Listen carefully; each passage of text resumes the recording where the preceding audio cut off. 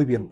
Pues conforme al calendario de lectura, vamos a segundo libro de Samuel, capítulo 11. Segundo libro de Samuel, capítulo 11. Ustedes me dicen cuando estemos ahí. ¿Sí? Vamos a leerlo de forma alternada. Ahora sí quiero que me apoyen. Solamente vamos a leer del versículo 1 al versículo 5. El versículo 1 lo leen ustedes, el versículo 2 yo, el versículo 3 ustedes, 4 yo y el 5 lo leemos todos juntos. ¿Sí? Ustedes me dicen cuando estén ahí. ¿Ya? Bien. Pues comienzan a la cuenta 3. 1, 2, 3. En la primavera, cuando los reyes suelen salir a la guerra, David envió a Joab y al ejército israelita para pelear con los amonitas. Destruyeron al ejército amonita y sitiaron la ciudad de Ramá. Sin embargo, David se quedó en Jerusalén. Una tarde, después del descanso de mediodía, David se levantó de la cama y subió a caminar por la azotea del palacio. Mientras miraba hacia la ciudad, vio a una mujer de belleza singular que estaba bañándose. Luego envió a alguien para que averiguara quién era la mujer y le dijeron: es Betsabé, hija de Eliam y esposa de Urías elitita. Así que David envió mensajeros para que la trajeran y cuando llegó al palacio se acostó con ella. Luego ella regresó a su casa. Betsabé recién había terminado los ritos de purificación posteriores a su periodo menstrual. Tiempo después, cuando Betsabé descubrió que estaba embarazada, le envió el siguiente mensaje a David: estoy embarazada. Hasta ahí. Creo que es uno de los capítulos o más, hasta en películas, ¿va? Esta escena, hay muchos mitos, hay muchos, juicios, tanto para David como para Betsabé. Entonces, creo que es uno de los pasajes más icónicos dentro de la vida, de David. Sí, ya con otros años que estaba checando mi historial de las predicaciones, porque ven que cada año estamos repasando la Biblia conforme a nuestro calendario de lectura. Entonces dije, ¿y por qué nunca he hablado de eso? Bueno, entonces hoy estamos hablando sobre segundo libro de Samuel. Bueno, vamos a ver qué es lo que nos dice el texto. Ahí en el versículo 1 vamos a ver una situación. Dice en el versículo 1, en la primavera, cuando los reyes suelen salir a la guerra. A ver, ahí nos está diciendo un detalle bien interesante. En la primavera, de hecho, aquí cuando inicia la primavera, 21 de mayo, ya poquito, ¿no? Entonces, en la primavera, cuando hace más solecito, cuando ya ha pasado el invierno, por eso las batallas no eran en invierno. ¿Por qué creen? Porque todos los ejércitos sufrían ciertas situaciones de hambruna, de clima, no, entonces como que hasta diseñaban, pues ¿cuándo nos guerreamos? ¿Cuándo nos peleamos? No, pues en primavera. Bueno, pareciera ser así, ¿verdad? Pareciera ser así. Entonces, dice, en la primavera, cuando los reyes suelen salir a la guerra, dice, David envió a Joab y al ejército israelita para pelear. A ver, normalmente, ¿quiénes eran los que tenían que estar al frente del ejército? Los reyes. ¿Sí? No nada más con el pueblo de Israel, sino era la cultura. De hecho, si nosotros vemos lo que es en Europa, cómo se hacían, normalmente los reyes estaban al frente o a lo lejos viendo la batalla, pero estaban involucrados. Pero David, ¿dónde estaba? ¿Estaba en la batalla? No. David envió a Joab y al ejército israelita para pelear contra las amonitas. Destruyeron el ejército amonita y sitiaron la ciudad de Rabá. Pero al mismo texto bíblico dice, sin embargo, David se quedó en Jerusalén. ¿Qué es lo que podemos ver? Que primeramente David no estaba donde debía estar. David, ¿dónde debía de estar?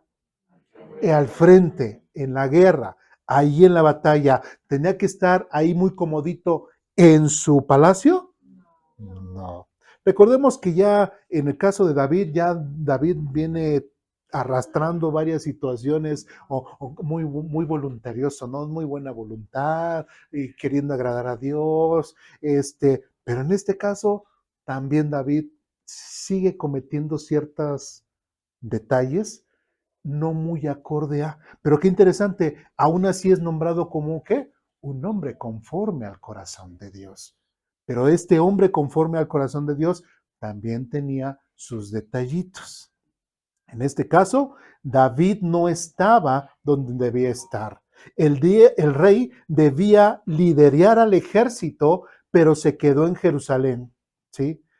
Algo que nosotros podemos ver aquí en el caso de David es que él estaba descuidando su espiritualidad, estaba descuidando el lugar que Dios le había dado como rey, estaba descuidando prácticamente toda su persona y él había hecho completamente un abandono del deber, ¿sí?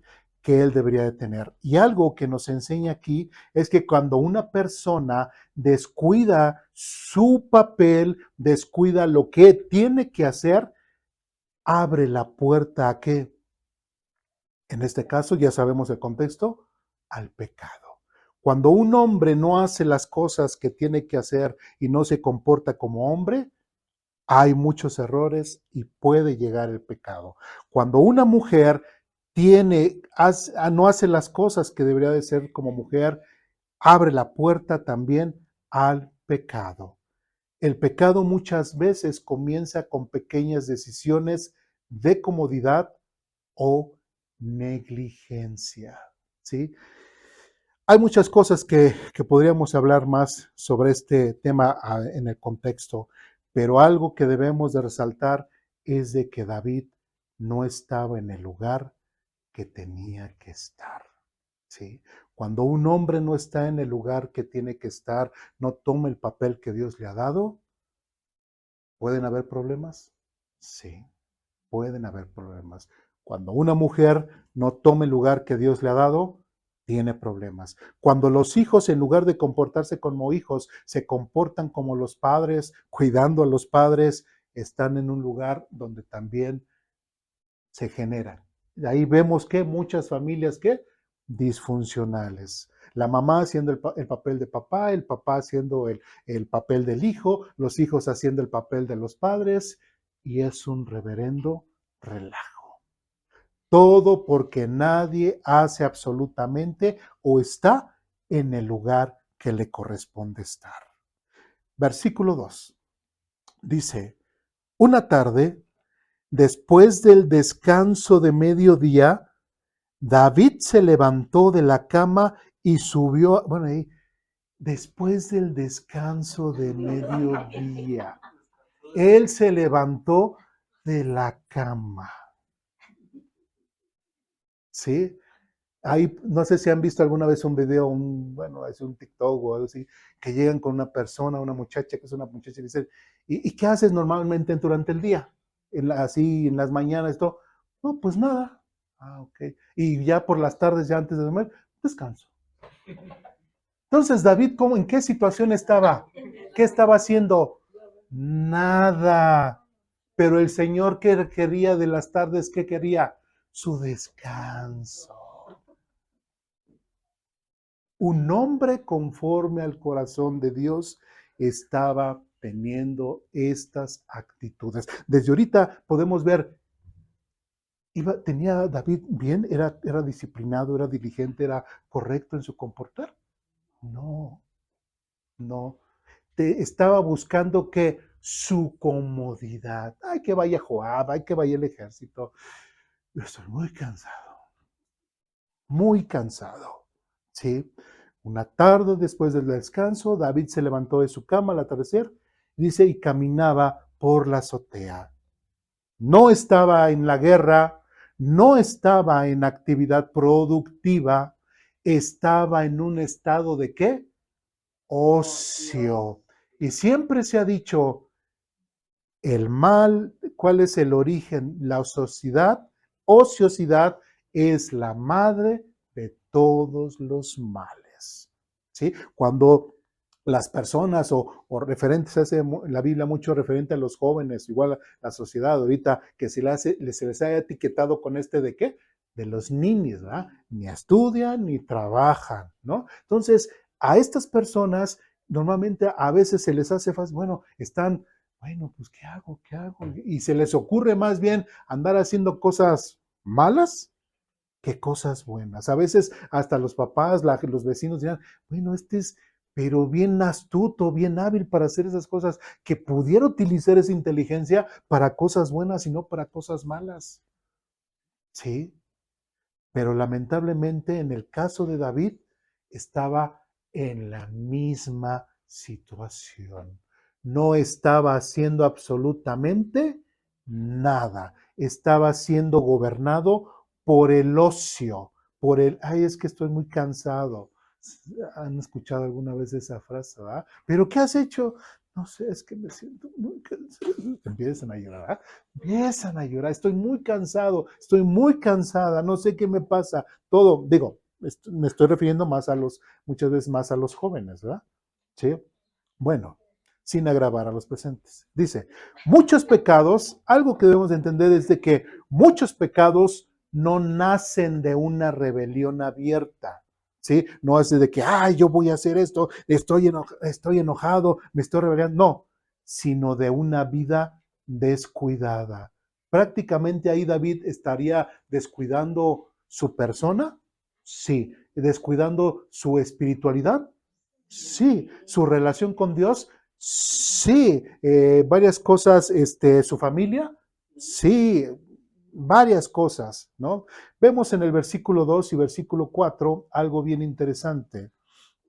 Dice, una tarde después del descanso de mediodía, David se levantó de la cama y subió a caminar por la azotea del palacio. Mientras miraba hacia la ciudad, vio a una mujer de belleza singular que estaba bañándose. Luego envió a alguien para que averiguara quién era la mujer y le dijeron, es Betsabé, hija de Eliam y esposa de Urías hitita. Así que David envió mensajeros para que la trajeran y cuando llegó al palacio se acostó con ella. Luego ella regresó a su casa. Betsabé recién había terminado los ritos de purificación posteriores a su periodo menstrual. Vemos a un hombre baquetón, vemos a un hombre lleno de ocio, descuidado prácticamente de sí mismo, descuidando su espiritualidad, descuidando todo, y dice que en su azotea, desde su azotea, vio a una mujer con belleza singular. ¿Sí? El texto muestra una secuencia muy clara. Vio a una mujer, preguntó por ella, mandó traerla y se acostó con ella. ¿Sí? ¿En dónde estuvo toda la manipulación y toda la idea de cometer el pecado? ¿En David o en Betsabé? En David. Vio y deseó. De hecho, algo muy interesante cuando nosotros vamos al libro de Génesis, cuando dice la mujer, después de que fue convencida o engañada por la serpiente, dice la Biblia que la mujer vio el árbol y ¿cómo vio el fruto? Deseable. Lo vio deseable y ya lo quiso tomar y lo comió. En este caso también David cayó exactamente en lo mismo. Vio, deseó, mandó y cometió el pecado. Esto revela un proceso de pecado. El pecado rara vez ocurre de forma instantánea, ¿sí? Algo que nosotros recordemos y en los discipulados lo hemos visto, que el Hijo de Dios, ¿qué dice? Ahí en 1 de Juan, capítulo 5, dice que los hijos de Dios no se caracterizan, ¿por qué? Por practicar el pecado. ¿Sí? Eso es lo que dice la Biblia. Los hijos de Dios no se caracterizan por practicar el pecado. ¿Y qué decíamos en aquel entonces? Practicar es alguien que está, o sea, que hasta que le salga. Por ejemplo, en la guitarra, una pieza musical y estoy ahí, practique, practique, practique, practique, hasta que me sale y la puedo tocar, ¿no? Sí, o decíamos, por ejemplo, el caso de las hermanas, ¿no? Como decíamos hoy en la mañana, cuando empieza la esposa, pues voy a hacer el arroz, pues no sé cómo me salga, pero empieza a practicar y practicar y practicar hasta que le salga el arroz poblano, el arroz oaxaqueño, el arroz los que sean. ¿Sí? Pero es un practicar, practicar hasta que llega. Entonces los hijos de Dios no se caracterizan por practicar el pecado, porque el pecado no nada más surge así de repente, sino en este caso normalmente sigue un proceso. Las personas que ya tienen maldad en sí mismas empiezan a ver, empiezan a estudiar, empiezan a maquinar hasta que pueden ¿qué? Consumir su maldad o su pecado. Y en el caso de David fue exactamente lo mismo. La tentación comenzó a través de la vista de David, luego pasó a la mente y después se convirtió en acción. No vemos prácticamente a un hombre que se esté comportando realmente conforme al corazón de Dios. Está descuidando muchas áreas de su vida espiritual, de su persona, de su reino. David, algo hay que entender, es que David no era un hombre común. David era el rey, tenía poder absoluto. Betsabé estaba en una posición vulnerable. Cuando David mandó traerla, ella no tenía opción real para negarse. Ella no se podía negar, ¿sí? El pecado se agrava cuando se usa la autoridad para satisfacer deseos personales. Cuando una persona, y de hecho, menciono mucho el discipulado porque vemos mucho de eso en el discipulado, cuando una persona realmente siempre tiene una actitud de egoísmo hacia satisfacerse a sí mismo, siempre va a tender a ¿qué?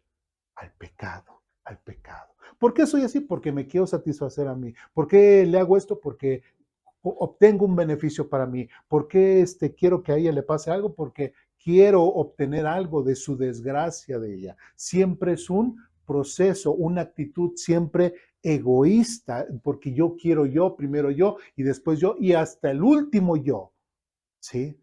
Siempre que una persona, o inclusive ahorita como estamos viendo con David, aún así teniendo el poder, también tenía un comportamiento egoísta porque se quería satisfacer él o decía, es que quiero satisfacer a Betsabé. No, quiero satisfacerme a mí. ¿Sí? Algo que nosotros vemos en el versículo 5 dice lo siguiente: tiempo después, cuando Betsabé descubrió que estaba embarazada, le envió el siguiente mensaje a David: estoy embarazada. El mensaje es corto, pero le cambia toda la vida a una mujer agredida. ¿Por qué fue agredida? ¿Sí? El pecado siempre produce consecuencias aun cuando se comete en secreto. Y esto es algo que debemos de entender. Dios todo lo ve, Dios está consciente absolutamente de todo. Y ese acto que cometió David, a lo mejor dijo, bueno, que ya despidan a la señorita, ¿no? Ya despidan a la señorita y ya, aquí no pasó nada, ya me satisfací, yo soy el rey, yo hago lo que yo quiera y ya, se fue. Pero Dios permitió, bueno, no, sino simplemente su mismo pecado tuvo ¿qué? Consecuencias. ¿Sí? Les pasó exactamente lo que al Brian y la Kimberly la primera vez. Salieron embarazados. Así les pasó. ¿Sí? El pecado siempre produce consecuencias, aun cuando se comete en secreto. Algo interesante es de que este embarazo expondrá el pecado de David. Provocará una cadena de tragedias. Si seguimos leyendo, capítulo 11, 12, y ustedes ya lo leyeron entre semana, o sea, ¿fue algo para menos? No, David empezó a tener mala decisión, tras mala decisión, tras mala decisión, al escuchar eso de estoy embarazada. ¿Sí? Realmente David estaba haciendo, y no solamente para él, sino estaba afectando a una familia e inclusive a su propio reino. Quiero ver un punto en donde en el versículo 4 dice lo siguiente.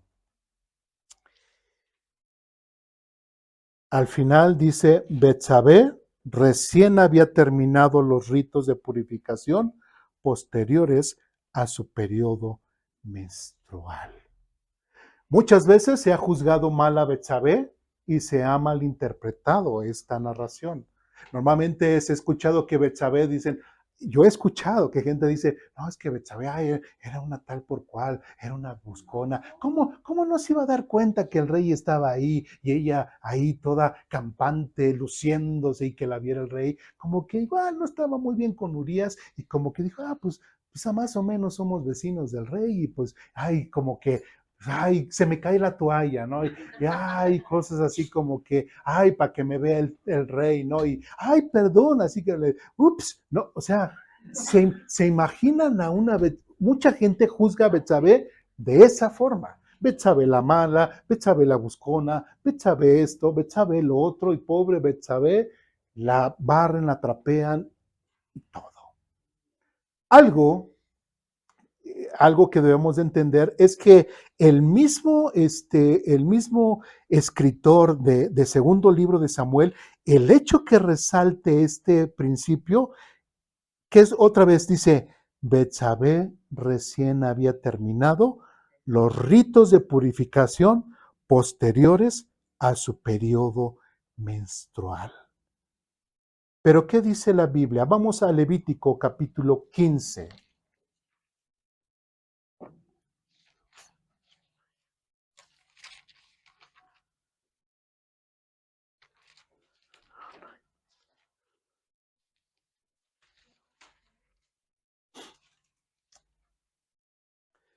Levítico capítulo 15, versículos del 19 al 23. ¿Ya estamos ahí? Dice lo siguiente: cada vez que una mujer tenga su periodo menstrual, quedará ceremonialmente impura durante 7 días. Cualquiera que la toque durante ese tiempo quedará impuro hasta el anochecer. Cualquier cosa sobre la que se acueste o se siente la mujer durante su periodo menstrual quedará impura. Si alguien lleva a tocar la cama de la mujer, tendrá que lavar su ropa y bañarse con agua y permanecerá impuro hasta el anochecer. Si alguien toca algún objeto sobre el cual ella se sentó, tendrá que lavar su ropa y bañarse con agua y permanecerá impuro hasta el anochecer. Esto incluye la cama o cualquier objeto sobre el que ella se haya sentado. Si alguien lo toca, quedará impuro hasta el anochecer. ¿Qué es lo que estamos viendo referente a Betsabé? El hecho, regresamos al segundo libro de Samuel, el hecho de que en el libro esté resaltando el escritor Betsabé recién había terminado los ritos de purificación posteriores a su periodo menstrual. ¿Qué es lo que nos está diciendo de Betsabé? Que Betsabé estaba cumpliendo los ritos de purificación. Estaba siendo obediente a la palabra de Dios. ¿Sí? Estaba siguiendo la ley de Dios. No estaba en una situación de pecado ceremonial. O sea, no es, ella ese lavamiento no era porque ella había cometido pecado. Lo estaba haciendo porque era días posteriores a lo de su menstruación. Por eso es de que ella lo estaba haciendo. No era una mujer pecadora. Y esto presenta a Betsabé como una mujer piadosa, completamente diferente como a veces le cargan a Betsabé. Vemos a una mujer obediente a la ley. Vemos a una mujer que no estaba de seductora, no estaba de buscona, no estaba de que, ay, mira, veme rey, veme Davito. No, estaba haciendo su rito, que la misma ley que Dios les encargó, como hemos visto en Levítico, ella estaba obedeciendo a la voz de Dios. ¿Me explico? Entonces, no podemos ver a Betsabé de una forma maligna o que era completamente, quería manipular al rey David y que pobrecito del rey David estaba tan ocupado y de repente vio a Betsabé y David tuvo que dejar de hacer todas sus cosas para poder dedicarse a Betsabé. No, era un baquetón David. No estaba haciendo absolutamente nada y la ociosidad lo hizo tener este detalle. Algo que también podemos ver es de que el escritor añade este dato para dejar claro algo bien importante. Fíjense, si ella acababa de terminar su periodo menstrual, entonces no estaba embarazada antes. ¿A qué me refiero? El hecho de que le haya mandado este mensaje a David, estoy embarazada, entonces, y David la vio haciendo, no se estaba bañando, estaba haciendo el rito de purificación. ¿Eso qué quiere decir? Que David también observó que se estaba bañando o estaba haciendo el rito de purificación. Estaba haciendo el rito de purificación. Entonces David muy bien sabía que su periodo de menstrual ya había pasado, por eso Betsabé estaba haciendo el rito de purificación. Entonces, cuando ella le manda el mensaje de estoy embarazada, David no contestó como el Brian, de que, ¿y de quién será? ¿Y qué vas a hacer? ¿No? ¿Y qué vas a hacer? O sea, David no hizo ese tipo, no tuvo ese tipo de actitudes. David dijo que, bueno, Urías está en la guerra. Ella tuvo su periodo, se purificó, o sea que, y si tuvo su periodo es porque antes no estaba embarazada. Entonces, ese bebé no puede ser de Urías. Entonces, ¿de quién? Pues es mío. Es mío. Por eso David no tuvo una actitud como Brian. Por eso David dijo, ah, caray, creo que sí es mío el bebé.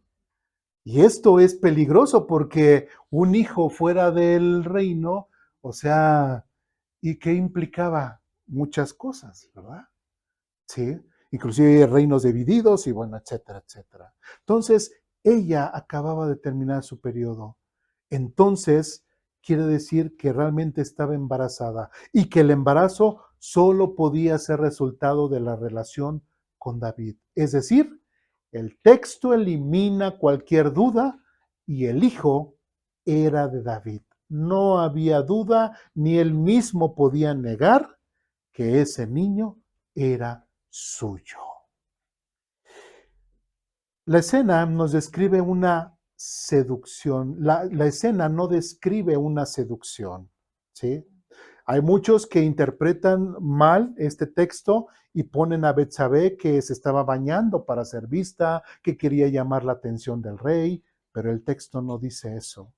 Lo que sí dice el texto es que David la vio desde su azotea. David preguntó por ella. David mandó traerla. David durmió con ella. El sujeto activo de todas las acciones es ¿quién? David. El objeto prácticamente, más bien el ser de maldad fue David. Pero uno pregunta, bueno, ¿y por qué las azoteas? ¿Por qué la azotea? Porque tanto Betsabé estaba en su azotea como David estaba en su azotea. Algo que debemos de ver, parte de la cultura de Israel, es que las azoteas tenían techos planos, tenían escaleras externas, tenían espacios privados en la parte superior. Las azoteas las usaban normalmente muchas veces para dormir en noches calurosas, o sea, así como que aquí hace mucho calor, entonces se subían a la azotea y se dormían así, al aire libre, se dormían, ¿sí? Para secar la ropa, como mucho Mexican people aquí, para orar, se subían para tener un momento de intimidad, para reunirse, para con otras personas, hacían sus reuniones, para realizar actividades domésticas, algo. Pero algo que hay que entender es que las casas del antiguo Israel estaban construidas muy cerca una de las otras, tenían muros alrededor, tenían patios internos, las azoteas se consideraban parte del espacio doméstico. O sea, no es así como que estoy en mi azotea como aquí en muchas de las casas y pues todos ven lo que pasa en las azoteas. No era eso. Ellos también tenían esa intimidad y a pesar de que estaban en las azoteas, también eran áreas reservadas para la familia y le daban un uso, como lo hemos visto, doméstico. Inclusive, vamos a Deuteronomio capítulo 22.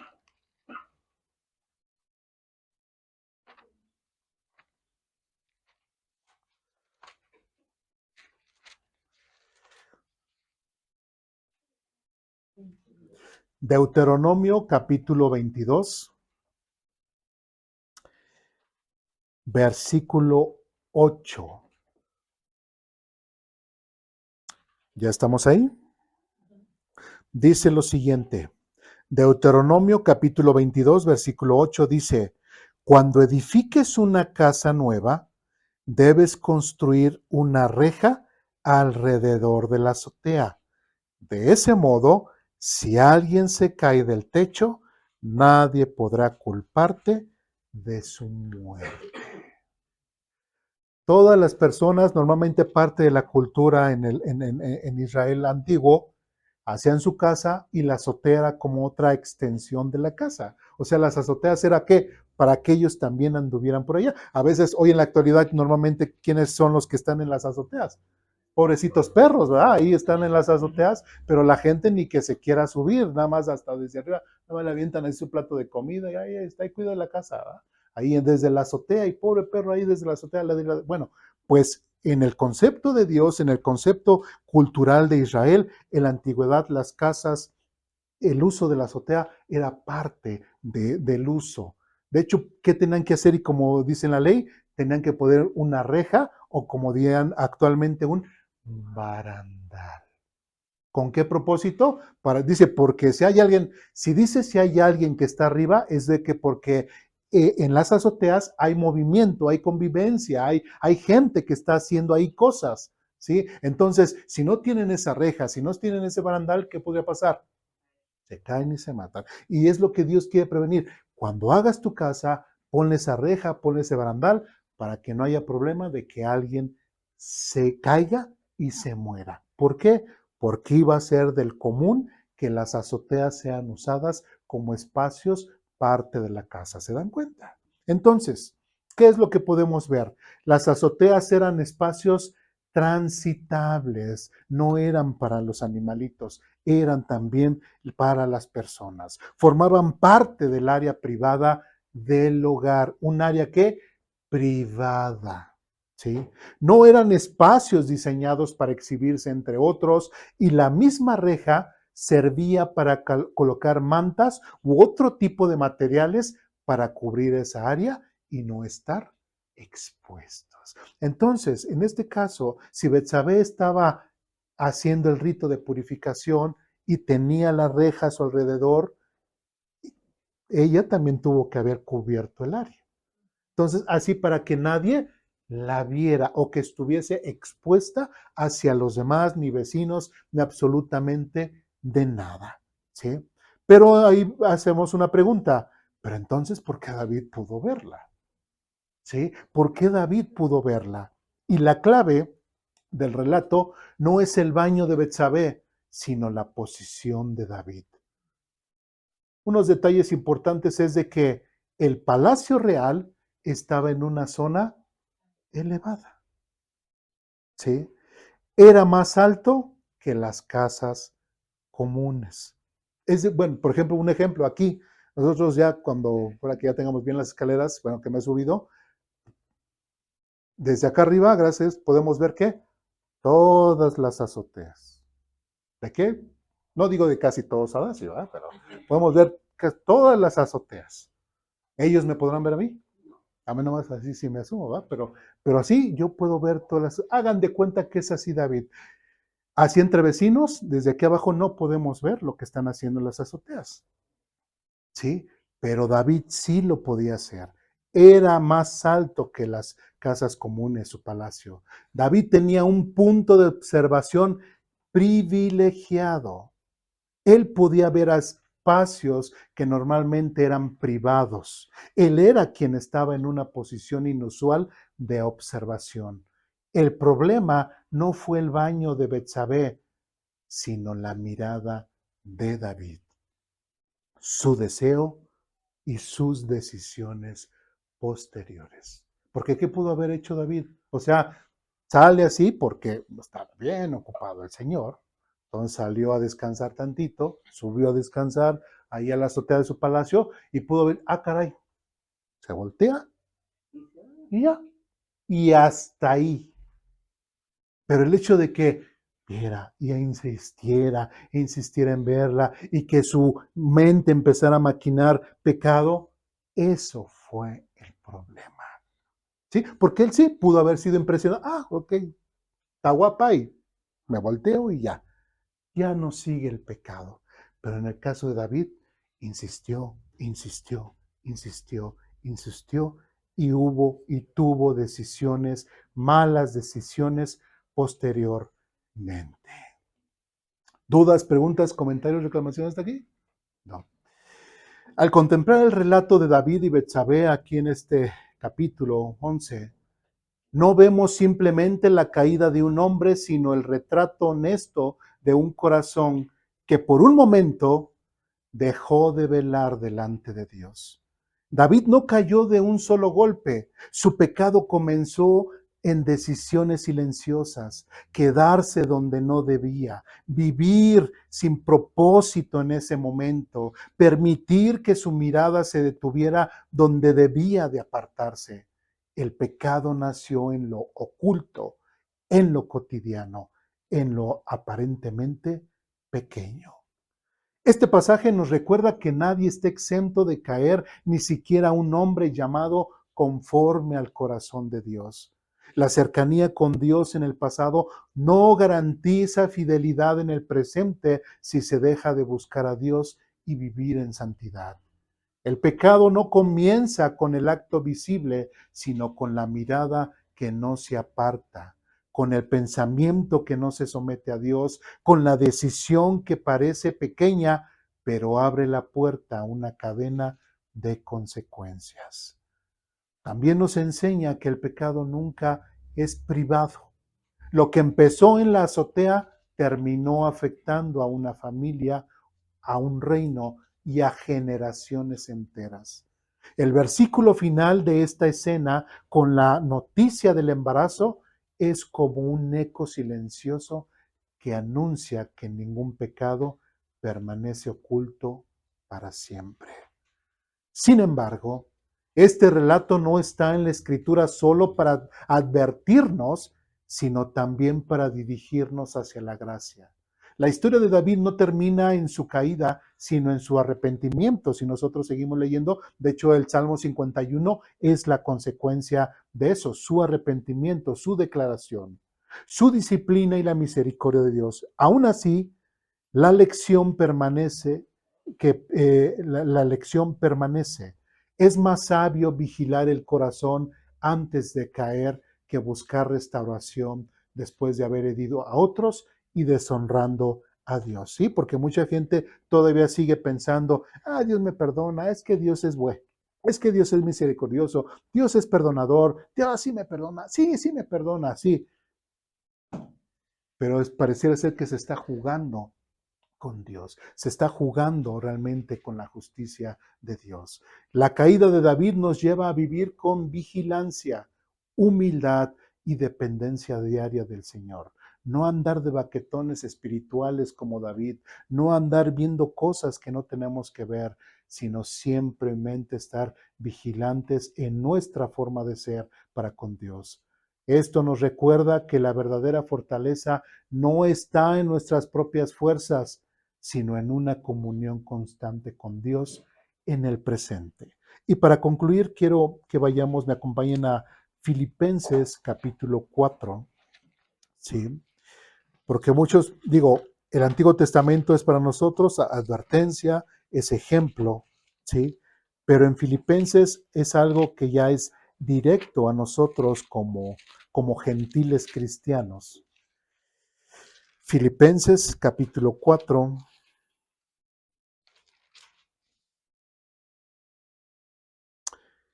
del 6 al 9. ¿Ya estamos ahí?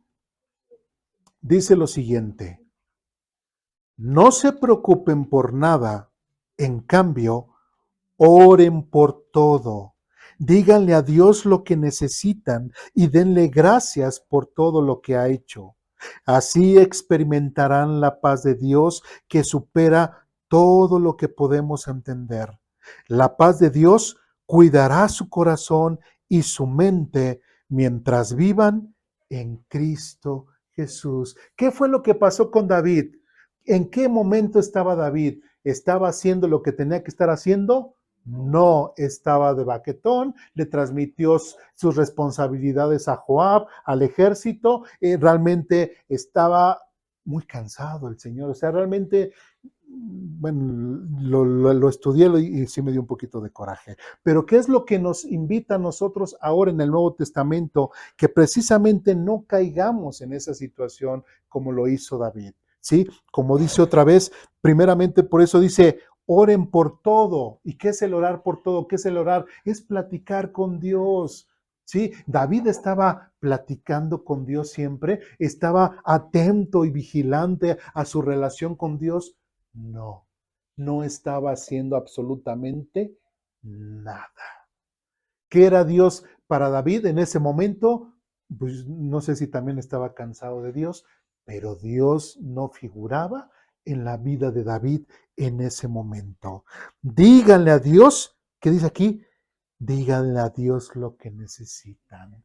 Parte de esta oración, del pedirle, de estar en comunión con Dios es, Señor, necesitamos esto, Señor, ayúdame con esto, Señor, fortaléceme en esto, Señor, puedo ser débil en esto, en todo. Y como dice aquí, así experimentarán la paz de Dios que supera todo lo que podemos entender. Y dice, la paz de Dios cuidará su corazón y su mente cuando mientras vivan en Cristo Jesús. Si uno no tiene a Cristo Jesús como parte día con día de su vida, Dios no va a fortalecer, Dios no va a estar con las personas. Dios no va a estar con el creyente de cierta forma, mientras, como dice aquí, mientras vivan en Cristo Jesús. ¿Eso qué quiere decir? Mientras tengan una comunión real y verdadera con Dios a través de Jesucristo, Dios siempre va a estar ahí para fortalecerlos, guiarlos, aconsejarles. Versículo 8. Ahora, amados hermanos, una cosa más para terminar. Concéntrense en todo lo que es verdadero, todo lo honorable. ¿Qué podemos pensar de David? ¿Fue honorable sus pensamientos en contra de Betsabé? No, ¿verdad? Le faltó esa honorabilidad a David. Pero un cristiano, un hijo de Dios, un verdadero hijo de Dios, ¿qué es lo que tiene que hacer en su vida diaria como cristiano? Concentrarse en todo lo que es verdadero, todo lo que es honorable, todo lo que es justo, todo lo puro, todo lo bello, todo lo admirable. Piensen en esas cosas excelentes y dignas de alabanza. Pero los pensamientos de David en contra de Betsabé eran dignos de alabanza? No, completamente lo contrario. Lo que hizo David con Betsabé es reprobable. Lo que hizo David en contra de Betsabé es completamente juzgado, es completamente rechazado y también nosotros debemos de rechazar. No, porque igual si fuéramos amigos de David, algunos muchos de, ay, ese David, pero no se te va ni una, ¿verdad? Era algo para decirle, oh David, quiero ser como tú, David. No, ¿verdad? Era algo reprobable. ¿Sí? Por eso el hecho, un hijo de Dios, un verdadero hijo de Dios, en su forma de pensar, en su forma de hablar, en su forma de ver la vida, todo tiene que ser en darle gloria, darle honra, en darle buen nombre a Dios. Imagínense que dijeran, uy, David hizo eso y es un hombre conforme al corazón de Dios. O sea que si yo hago eso, ¿soy un hombre conforme al corazón de Dios? No, ¿verdad? El mismo juicio de Dios posteriormente nos da el criterio de Dios. Dios, aunque Dios lo llame así, pero Dios rechazó, no fue tolerante con su pecado. ¿Sí? Dios disciplinó y castigó su pecado. Versículo 9 dice, no dejen de poner en práctica todo lo que aprendieron y recibieron de mí. ¿Quién está hablando ahí? El apóstol Pablo.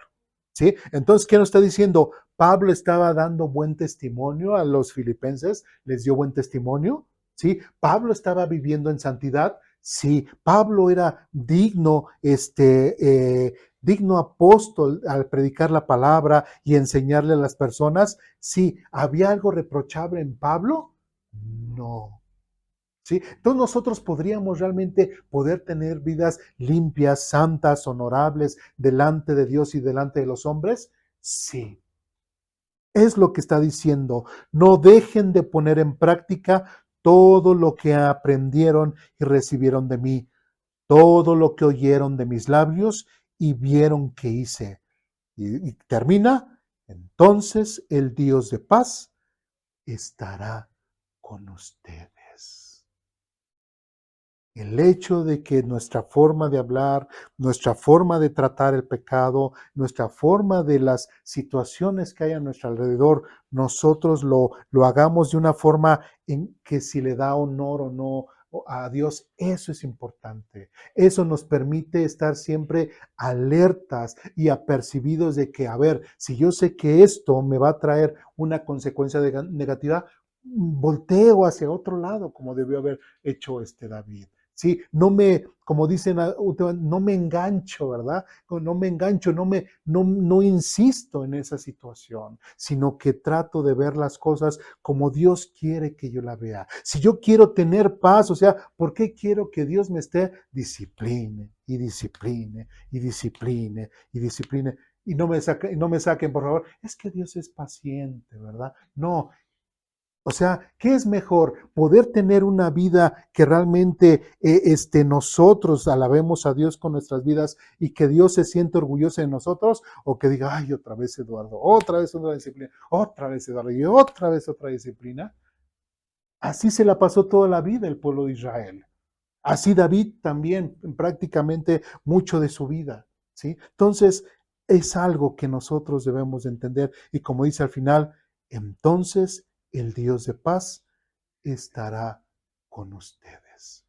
Si nosotros nos comprometemos cada día de nuestra vida, si dejamos que Dios sea parte de nuestra vida, parte de nuestra mente, de nuestras decisiones, de nuestras emociones, nuestra vida será completamente diferente. Nos evitaremos muchos problemas, ¿sí? Y dejaremos de cometer mala decisión tras mala decisión, tras mala decisión, como lo hizo el rey David. ¿Dudas, preguntas, comentarios, reclamaciones? No. Pues vamos a orar para terminar.